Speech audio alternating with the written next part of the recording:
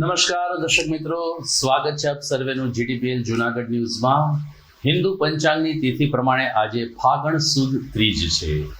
માતાજીની આરાધના કરવા માટે જે કંઈ સ્તવન અને ગરબાઓ લખાયા છે, જે પૈકી ખૂબ જ ભાવપૂર્ણ ગરબો આનંદનો ગરબો। આનંદના ગરબાનો આજે પ્રાગટ્ય દિવસ છે। લગભગ 371 વર્ષ પહેલા વલ્લભ ભટ્ટે આનંદના ગરબાનું રચના કરી હતી, સર્જન કર્યું હતું, ને આજે પણ 118 પંક્તિનો આનંદનો ગરબો લગભગ નવરાત્રિમાં ગવાય છે, ત્યારે માણસના શરીરમાં એક ઉર્જા ઉત્પન્ન થાય છે। આનંદના ગરબાના ઉત્પત્તિ દિવસે જોઈએ આજના મુખ્ય સમાચાર।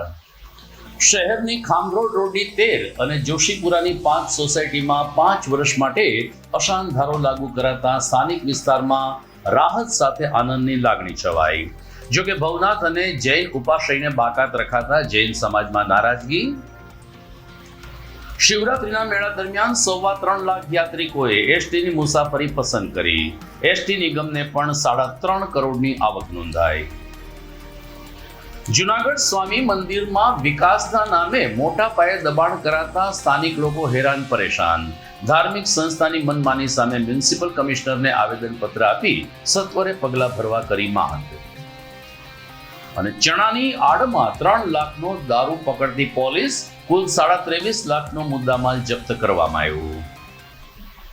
આ તમામ સમાચાર આપણે વિગતવાર જોઈએ તે પહેલા લઈએ એક બ્રેક।